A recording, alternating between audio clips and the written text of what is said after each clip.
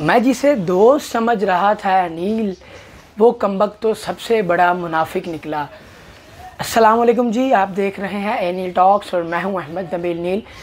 आप सोच रहे होंगे कि ये शेर सुनाने का आखिर मकसद क्या था, तो चले मैं इसका मफ़हूम बयान करता हूं, फिर उम्मीद है कि आप समझ जाएंगे।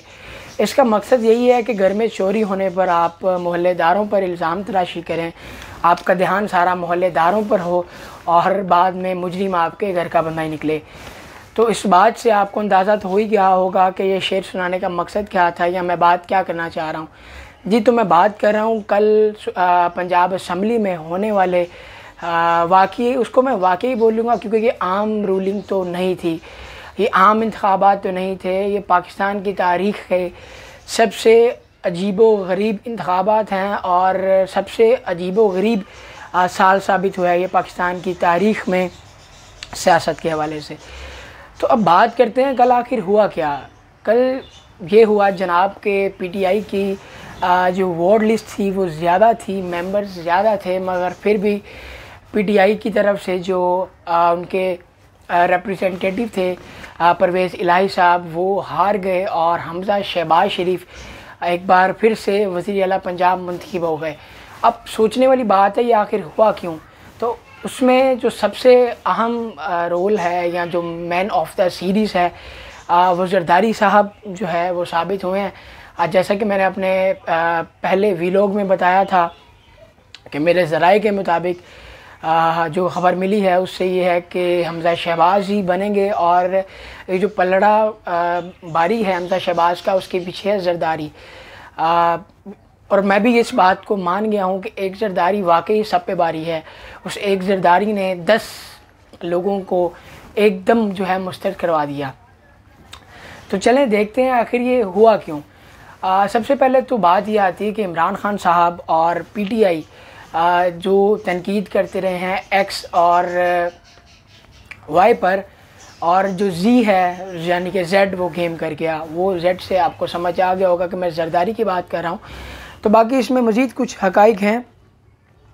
अब बात यह है कि इमरान खान साहब ने भी पहले ख़त का जो है वो बोलबाला करके ही जो है पहले अपने बात को मनवाया था।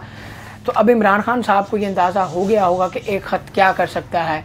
परवेज़ चौधरी शुजात साहब के उस ख़त ने इमरान खान साहब को इस बात को अच्छे से जो है याद करवा दिया है या उस बात को समझा दिया है कि एक ख़त बना बनाया घर और हुकूमत बर्बाद कर सकता है।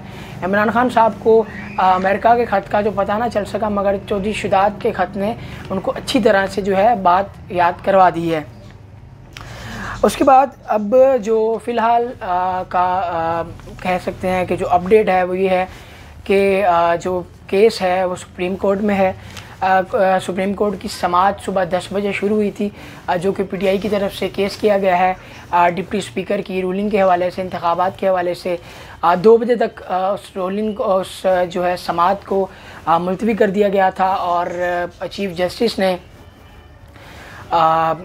दोस्त मज़ारी जो कि डिप्टी स्पीकर हैं और बाकी तमाम ज़िम्मेदारान को मदऊ किया है और जो है उन्होंने हमज़ा शहबाज को भी नोटिस जारी कर दिया है।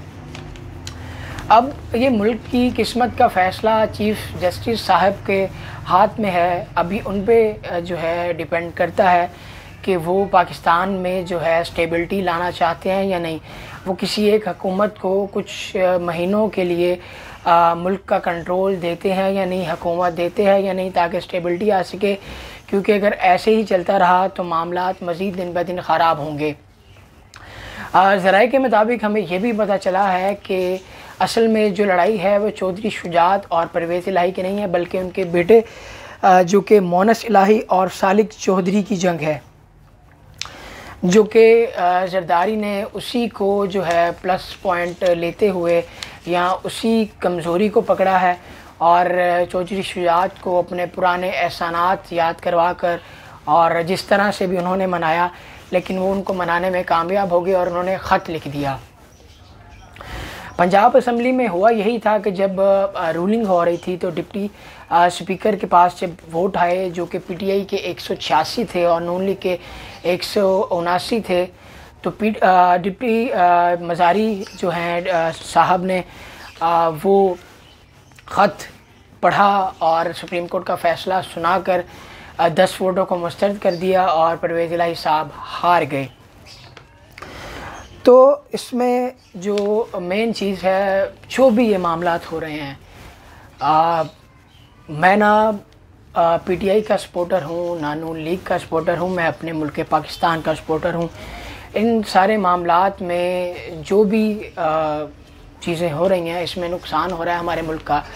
चाहिए तो यही था कि पंजाब असम्बली में इखलाकी तौर पर जिसके ज़्यादा वोट होते उसको वज़ीर आला बना दिया जाता, मगर अना और जंग में लोग अपना मफाद देखते हैं, मुल्क और कौम का फ़ायदा नहीं देखते। इसमें आप कह लें नून लीग भी ज़िद में है, इमरान ख़ान भी अपनी अना और ज़िद में है। जो तबाह हो रहा है वो सिर्फ़ और सिर्फ मुल्क पाकिस्तान है, जो कि हमारा अपना मुल्क है। डॉलर आप देख लें, इतना बड़ा जो सतह पे है डॉलर आज तक कभी नहीं पहुंचा। डॉलर अपनी बदतरीन हद तक पहुंच चुका है और सुनने में आ रहा है कि मज़ीद जो है आगे जाएगा, डॉलर वापस नहीं आएगा। तो जो भी लोग इसमें मुलव्विस हैं, इसमें इन्वॉल्व हैं, मैं तो यही कहूँगा कि बराए मेहरबानी मुल्क पाकिस्तान का सोचिए, अपनी ज़िद, अना और तमाम ये चीज़ें जो है एक साइड पे रखिए और पाकिस्तान के बारे में सोचिए।